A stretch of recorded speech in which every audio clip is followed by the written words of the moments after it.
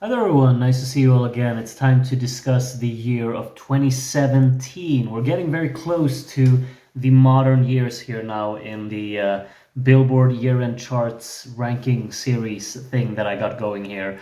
And it's been a lot of fun so far, and now I'm getting to the years where I feel like I kind of lost touch with the mainstream music scene more and more. 2017 is still a year I have very fresh in my memory, but when I look back at the songs like this, I was like, yeah, it's not all of these that I'm super familiar with. So it's been quite nice to actually revisit all of these songs and get to know them a bit more because some of them I've only heard once or twice really. I don't think there was any song here that I've never heard before, but some of them I'm just not really that familiar with.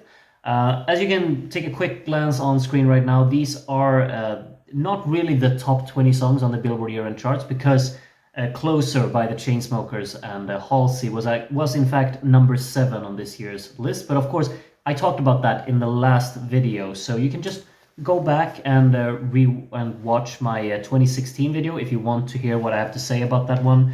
But I'm actually quite positive about about the fact that that song is not on this list because instead I get a far superior song, in my opinion, to talk about, which is the first one up, which is called Location by Khalid here, which is an incredibly laid back and relaxing tune that's easy to just get lost in, really. I think the soundscape here is very strong. Khalid's vocals here are both smooth, they're characteristic, as he just carries the song forward, and you feel like you can just lay back and get lost in the whole presentation of it. The detailing in the background is like heavily emphasized to help this song become so transportive as I find it to be, and it has its own world building thing going on, very compelling so as well. And I just sit back and I let all of these sound inputs really take over my ears, and I enjoy it to the fullest. I would say that it's not really a developing or progressive song in any regard. It's just kind of trundling along in the same vibe throughout the whole thing, but the vibe that it has is it's vibey. It's a very minimalistic song, very smooth listen. I think this is absolutely an A-tier song. Tons of just great feelings to just listen to this one and get lost. And I find this to be a very, very nice song to really introduce me to his discography, I suppose. This wasn't my first exposure, or what you want to call, to Khalid's music, but this is absolutely, it's the first time I talk about him in these videos, so very good way to kick things off. He will return in the future, so be on the lookout for that. But strong start, I'm placing that in the A tier, and the strong start continues. You can see here, Starboy by The Weeknd and Daft Punk, of course, which is a classic. It's already a classic. It was released in either 2016 or 2017, and it's a classic. No one can convince me otherwise. It was almost a classic the second it was released. Immense production on this track. Like the digital kind of industrial sound of the beat is hard hitting. It's gritty while also having a very characteristic tone that makes it stand out. I think there's a lovely blend of atmospheric and suspenseful sounds in this beat, and then Weeknd's vocal, the soulful vocal that he really presents in this track, are just a perfect blend that I very much love. It has an incredible hook. I really like how they use this kind of, it's not a really, well, it is a vocal chop hook, but it's very monotonous in terms of its melody. But instead it's really emphasizing the rhythm of this hook, because melodically you have all of the different, Weeknd's other vocal performance, the rest of his vocal performance is really the melodic aspect of the track. And then you got this hook being the constant kind of thing you can rely on to just have this static movement while still being very, very catchy and rhythmically engaging. The rhythm established there by this vocal chop is contrasting to the beat, which is really nice. It creates this kind of bounce back and forth in the actual delivery of the track. And probably the strongest part of all, the detailing in the song is out of this world in the production and in the arrangement as a whole. I'm placing this in the S tier. I think Starboy is one of the big pop classics of the 21st century, really. And it's a song that still in 2024 sounds just as amazing as it did back when it was released. And I think it could end up being quite timeless in all honesty. Wonderful song, I gotta say. Next up is Black Beatles by Ray Shrimmer and Gucci Mane, which is a song with a crazy catchy hook. This was, I think, their first number one on Billboard, and it's understandable why. I mean, Ray Shrimmer was kind of like a meme-worthy group when they first broke through the mainstream. I think with the I ain't got no type, no. But it's like when you hear Black Beatles, I always think like it's a catchy, it's a damn catchy song, really. Like it's Swae Lee here, who is the one of the guys in Ray Shrimmer, has a very characteristic vocal style, which I think really emphasizes their songs. They make them more enjoyable. The choruses of this song are really standout. The verses don't particularly pique my interest, I gotta be honest, and there's no absolute need for this song to be 5 minutes long. Absolutely not. It gets very repetitive because of it. But those choruses, they still stick. I think they're tons of fun to listen to and sing along to as well. I'm placing this in the C tier. I think it's decent, but it's not really necessary to be that long, and I think maybe they're kind of overdoing what they actually have in front of them here. Maybe they take it a bit too seriously, if I'm completely honest. But it's a fun song for that hook, so I'm all for that. Next up, speaking of fun songs, there is, of course, the sample of Maria Maria by Santana and the product G&B, which I talked about so many episodes ago. Like, it feels like it was a year ago I talked about it, but it was only like 2.5 weeks. Anyway, it's been sampled into Wild Thoughts by DJ Khaled, Rihanna, and Bryson Tiller. And Maria Maria did not... I don't know what they did to deserve being sampled into this, because the original song is perfect the way it is, really. We did not need this, but we got it. I just find it unnecessary. Like, Rihanna in the song, I think she sounds really tired, like she doesn't want to be there, or someone dragged her up at 5 a.m. in the morning and she was like, what am I doing? Wah, wah, wah. Wah, wah, wah. Is that good? Let me go back to sleep. I don't know, it feels so tired and lazy. There's a bunch of random shouting in the background for whatever reason. The repetition of the track is jarring. The sample is of course great, like the guitar work from Santana that's very prominent in this track is of course the standout part, so I'm placing it in E because of that. But don't think that DJ Khaled, Rihanna, or Bryson Tiller are to a credit for that E, because they're not. Maybe that was a bit harsh, but I gotta be honest, I get annoyed when you take old songs and you don't really provide anything new or interesting to them. You just make them worse.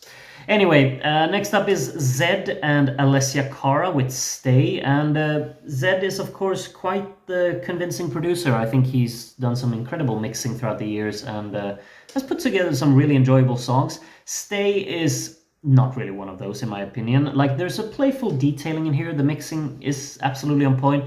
There's a distinct sound design, which I think is quite fun, and yeah, just top tier production. But I think there are so many things that I kind of dislike about it as well. Verses are fine. They're just there. They're very low energy and just kind of present the story for the track if it wants to try and be deep. But there's a repetitive reliance on this song's hook, which is overdoing it for sure.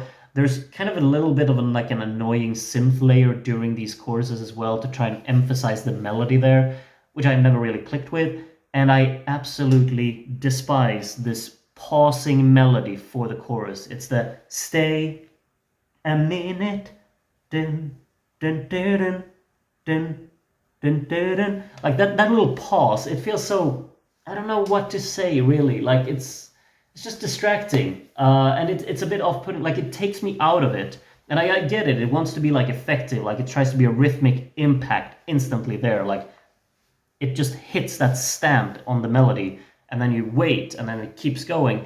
But I don't enjoy it. It's a D for the production, and for the production alone, really. I get that it's catchy, but I don't like that melody. I don't like it. However, what I do like is 24K Magic by Bruno Mars. And Bruno Mars is, of course, kind of embracing the Uptown Funk, I guess, identity that he got around this time, because he goes all out with it. This is very playful, it's very lively, it's rhythmically incredibly distinct and very gutsy, I would say. Like, there's so much chaos in terms of the arrangement here that For me, it gets a bit much. I think there are a lot of like clashing ideas that just becomes a lot to take in, but I admire the effort, absolutely. I love me that vocoder usage that the song has as well, which is really fun and refreshing, really. I mean, it's obviously a very vintage concept within music from the 70s and 80s and such, but it just sounds really fresh within this song and its modern production. The hook is very effective as well in this song. I feel like maybe the song has put too much focus on really like rhythmic playfulness, that I'm lacking a more melodic aspect to connect with personally, which I think detracts a little bit from this song for me. I still think it's a fun listen, but it is a lot, and it can get a bit like too much. I'm placing this in the B tier. I think it fits in quite nicely there. There are other upbeat and modern Bruno Mars songs that I prefer over it, but it's still quite a bit of fun. Unforgettable by French Montana and Swae Lee is up next here, and it's quite clear when you listen to songs like this and a few others in future videos for sure, that it's quite clear why Swae Lee from Ray Shrimmer like was the guy who got big solo, basically. He has the characteristic voice. He kills it on this hook of this song, I think. It's a really sweet hook, and it has charm, and I think that's a lot has to do with his vocal presentation on it. The groove from this dancehall beat that the song has is very effective as well. I think that makes it work and makes it stick. The percussive syncopation makes it really groovy. The song is not particularly progressive or interesting for that matter. I don't know really how the verses go in this one. They're just there. But it's the chorus that keeps returning, that just has a nice little atmosphere to it that's accessible, I suppose. It's a vibey song, and I'm placing it in the C tier for that.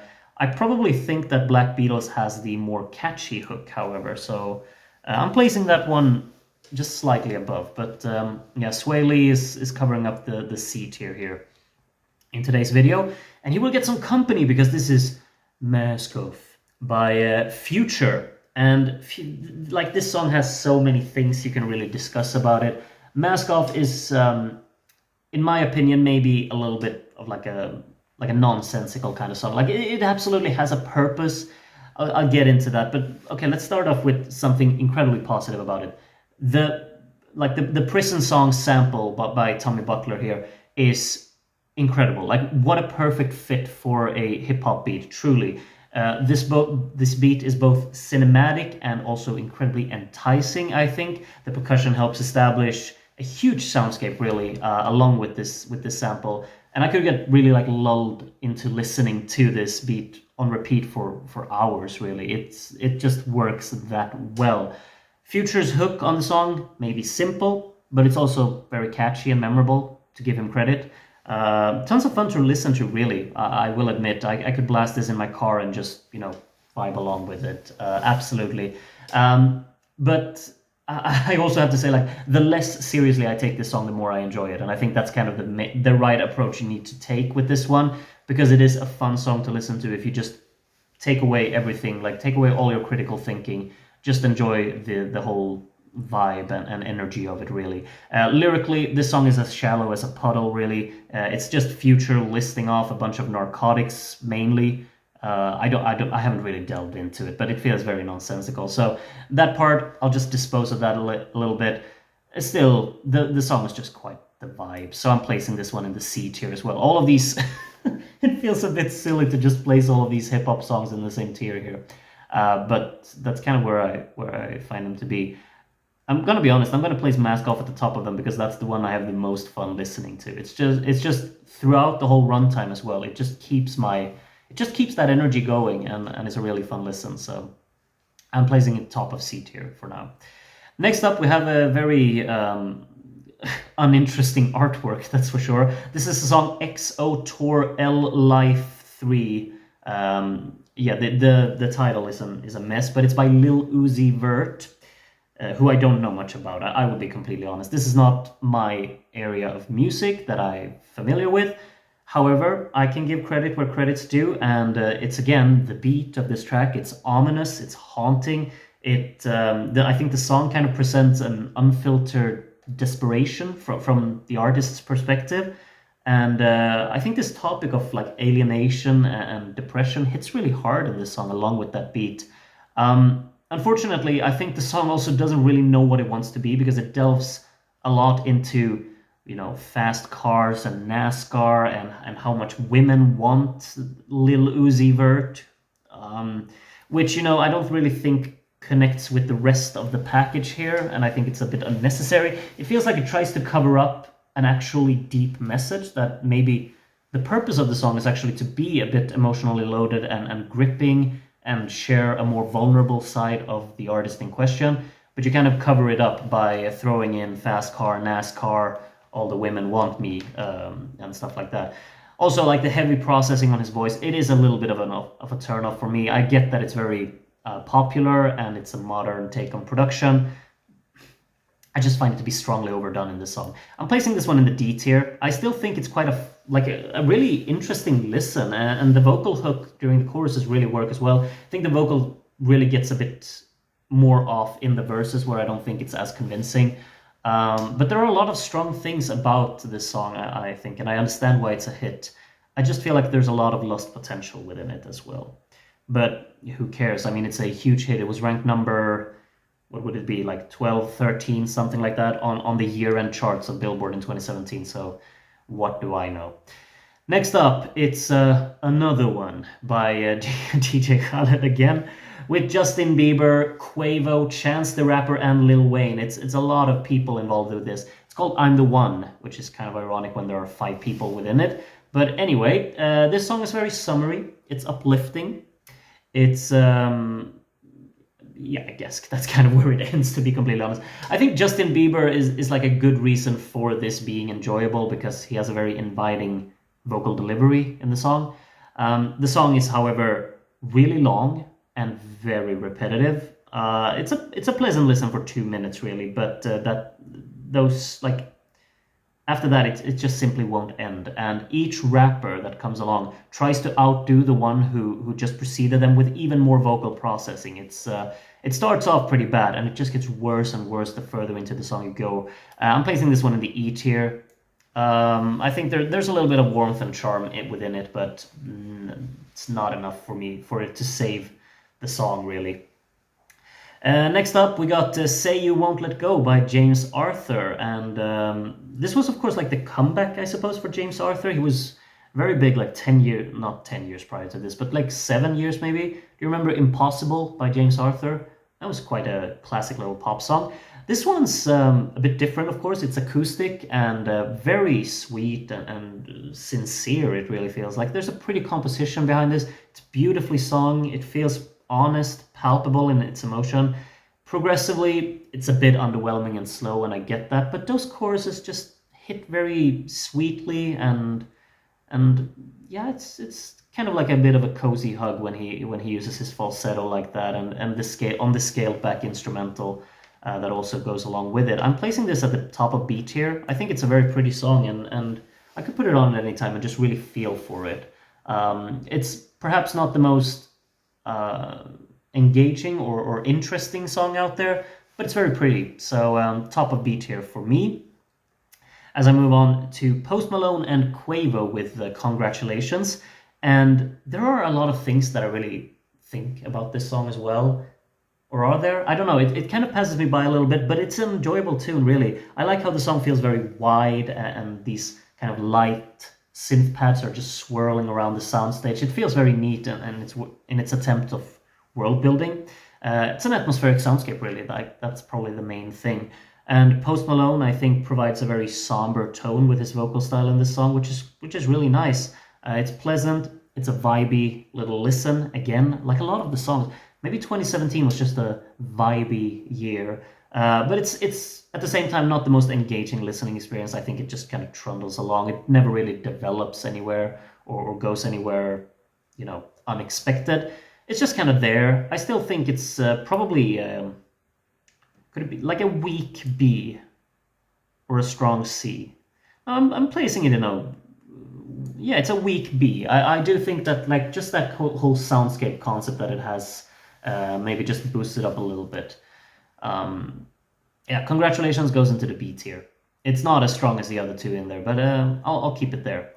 Next up is Believer by Imagine Dragons, and I know that this is kind of like a meme-worthy song, but I don't really care. Like Imagine Dragons, I've said it before, I don't really mind them, you know. I think they have a place in the mainstream music scene. It's this song is obviously very in your face. It's very overdramatic and almost to a laughable extent. However, I kind of enjoy the punch of it, so I can't really sit here and say that, ooh, this is terrible, because I sit here and I kind of like listening to it, I gotta be honest. Choruses are catchy, so are the verses, I think. The whole kind of counting concept that it has, with the first things first.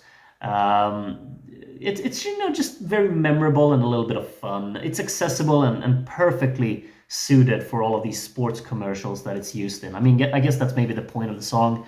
Like you want something to just be dominant and assertive and intense, really, like to provide that dramatic touch to your sports commercial. And that's definitely sounds like a like not only a criticism, but it sounds like a derogatory, really, or an insult.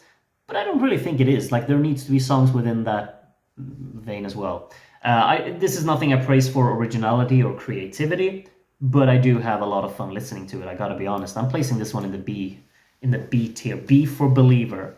And you're free to turn off the video now if if you completely disagree with that take. But I will stand by it. Body Like a Backroad by Sam Hunt. It's a very clear F. Is this the worst metaphor of the year? Yeah, probably. Of the decade? Probably. Of the century? Maybe. Like, it's... I think I can't really add anything to what other people have already said about it. You're really comparing a woman's body to a dirty old back road. It's very odd and strange. Like, whose idea was this? I don't know. However, it landed him at number 8 on the year-end Billboard charts. Like, why? Out of every country song that's being released, why is this what's charting? I don't get it. Predictable melodic writing in the song as well. It's a flat instrumentation from top to bottom, really. Like, there's nothing interesting about it. It's just, I guess, a little bit snappy and a sing-along friendly little hook. But it's just so off-putting and really just distracting in its lyrical poignancy, and also the whole kind of tongue-in-cheek aspect of it, like they think they're being cheeky. It's a huge turnoff. It really is. No, it's a terrible listen, terrible song. It definitely belongs in the F tier. And if you disagree, you're completely fine. Like, that's completely fine if you do. But I can't stand behind this song at any time. Whenever it starts with that stupid little guitar intro, I just immediately want to throw up. I'm sorry, Sam. I'm sure you're a lovely guy, but this song is not for me. Bad and Boujee by Migos and Lil Uzi Vert again. Do you think this song is for me? If a song titled Bad and Boujee by Migos and Lil Uzi Vert would ever be up my alley, I don't know. But don't judge a book by its cover. Maybe the song is actually quite good. And I do have some positive aspects of it, absolutely. The beat may be simple, but the contrast of these like bright reverb synths leading, like that lead on top of this brewing bass heavy backdrop, it's very effective and really creates a nice backdrop for the song. However, what they're using the song on is a bunch of random noises all throughout, which are honestly quite laughable. There has to be some random word being shouted at every bar, it really seems like. The rapping doesn't interest me at all throughout the song either. Maybe the song could be fun for some, but I really just sit here and roll my eyes when I listen to it, which is kind of unfortunate, but I can't help myself. Wasted potential, really. I don't understand this kind of rapping because I don't think it contributes anything or adds anything or says anything important. It's an E tier song. Yeah. The beat is good. I will say that much. It's a very like poignant kind of trap beat that it has, with some heavy 808 work and some brewing synth bass, which is quite nice, but other than that, no. Something Just Like This. Do I Want Something Just Like This by Coldplay and the Chainsmokers? I absolutely do. Incredible melody, really, to this song. I think it's one of these songs that a lot of people could just roll their eyes at. Like when I roll my eyes at Bad and Boujee, a lot of people will roll their eyes at something just like this because it's so predictable and accessible to an extent that could be excessive. It's also very simple. However, it just sticks instantly. The effective presentation of it, I think, is really the standout selling point of it. The melody is very easy to remember, and it's further emphasized by the synth work and a very convincing and strong production from the Chainsmokers, mainly like the sound design that's really backing it up. Chris Martin has a beautiful like vocal delivery throughout the song as well. It feels kind of close and not touching, I wouldn't really say, but it feels honest in a way, and it's just very sweet altogether. Like it's I don't really think you like. Obviously, you can hate this song. I'm not saying that, but it's very difficult for me to not kind of just appreciate the sweetness of it. I think, and then you just boost it with that incredible production quality, which I think makes it stand out so much. There's a lot of clarity within the song. The layering on this lead during the choruses just perfectly balanced behind it. It's an A-tier song. It's really a song I could return to at any time, and also one of these that I don't think will really grow old in terms of its actual production. It still sounds very top tier in 2024. I mean, I understand that 2017 isn't really that long ago, but I think this one just still is so clear and crisp in that sound delivery, really. Now it's time to sit down, be humble, and I may not be deeply invested in hip hop. I may not know why Kendrick Lamar is considered a great within hip hop. I've just never bothered to really delve into these things. However, I can hear how hard this beat hits. Oh my, like this kind of broken keys approach that it has, create like an instantly recognizable setting, I would say. And then you mix that with this punchy percussion and crisp production. And then you got Kendrick Lamar's presence on the beat, so assertive and really authentic. Like he's not holding back. He's very much himself within this song. It feels so natural to him. He's going all out with his own character and personality, and he puts it all out there. He's packed with confidence in this song and is in full command of every line in this song. And I listen to every word, even though like the lyrical content isn't really something that I ever associate myself with or think about, but he's just that in demand of this song that I can't shy away from it. I think like I get that this is the point, but I think the hook is incredibly repetitive and kind of boring, but the hook is kind of also necessary for this song because you need something that you can tie together to make sure that it's not just a rap piece for 3 minutes or however long it is that just goes on and doesn't have this one very memorable part of it that you can always return to. So I understand it. I just wish the hook was a little bit different, maybe a little bit more melodic, because I do think it's quite flat and very repetitive. I would have preferred something more melodic, simply. But I understand why others wouldn't. It's absolutely a hit song within the hip hop scene, and I understand why. I think it's a brilliant song, and I enjoy listening to this. Really, I do. I'm placing this one in the A tier. I think it's great for being that genre of music as well, a genre that I'm not very familiar with or listen to that much. I can listen to Humble any day and just enjoy it. So yeah, great song there. And the greats keep coming. That's What I Like by Bruno Mars. Bruno Mars with 2 hit songs in this year, or well, 2 like huge hits that made the top 20. And That's What I Like.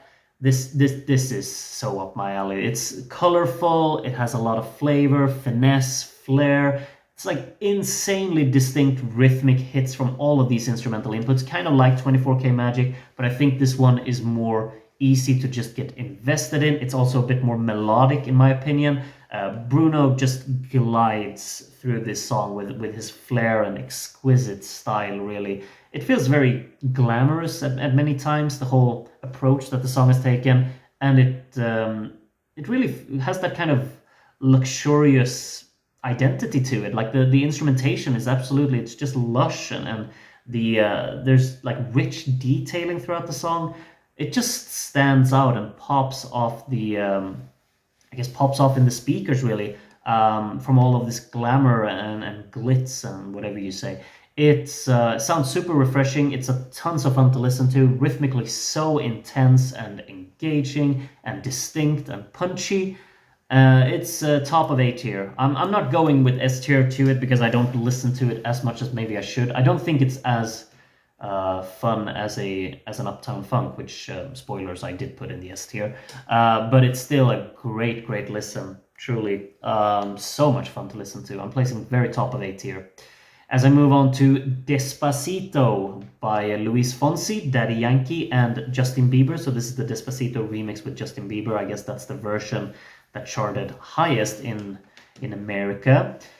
And yeah, I mean, you can think whatever you want about Despacito by now, really. I mean, it's so tiring to think about Despacito because we had to hear it all the time. But I mean, for being like this, basically like a not a pioneer, but being such a standard within the Latino scene of pop music that made it to the American audience, I think, and even the global one after that, of course. It's just kind of a really nice one to do that. I think that I'm very glad that it's in fact Despacito and not something else that really got this huge impact on the world, I suppose. I've always liked the little sparkly sound on the guitars throughout the song. I mean, it opens up with a little guitar intro, which I always think is quite neat, and then it just has a very sparkly sound to it throughout the song as well. It's a simplistic yet effective arrangement throughout the song, which I think is can't fault it for that. Vocally very memorable as well. I mean, the hook is instantly recognizable for everyone. Well, you can't sing along to it because it's in Spanish, of course. Like, I can't sing along to it, but I can absolutely sing along to the Despacito with its little pausing, phrasing playfulness there. A lot of playful rhythms really throughout the song as well that makes it really stick. Neat variation of energy throughout as well. You got a little Daddy Yankee verse coming in there with some bam bam and poquito poquito, suave suavecito. It's like a lot of just fun ideas in there that you can't really take too seriously, but they're just there and they boost the mood. I think it's an uplifting song, and I admire the way that it managed to engage so many people crossing kind of a language barrier doing so. I guess the Justin Bieber feature really helped, but it was huge before he even got to be a part of this remix. So kudos to them. I have nothing but respect for what they put together here. It's a tiring listen. I get it. Like, we've had to hear it too much, but I'm placing it quite solidly in the B tier, to be completely honest, in the middle there. I think it's a strong pop tune. And a strong pop tune, I guess, I understand why some would also say that Shape of You is a strong pop tune by Ed Sheeran here, because it is, of course, the #1 song on the Billboard year-end charts of this year. But oh my, out of every Ed Sheeran, like, I know Ed Sheeran has so many hits and a lot of them charted highly, but this is really like the song by Ed Sheeran that I probably dislike the most, and that's saying something. Like, he's got a lot of songs that just kind of sound like each other. This one tried to be a bit different. It went all digital, well, not all digital, but really emphasized on kind of a modern type of pop music where you had to be digital, and you swap out the acoustic guitar work that you usually do by basically having this kind of, what should we even say? Like, it's like playfully processed keys that really make up the backbone of the song, and then a little bit of like a percussive playfulness behind it, like the lively rhythms from the percussion. I think that's a strong point of the song, and maybe vocally, like, it flows quite naturally as well. There's an understandable success behind the song, as it's upbeat and Ed Sheeran, doing something that's not really Ed Sheeran, but still very Ed Sheeran-ish.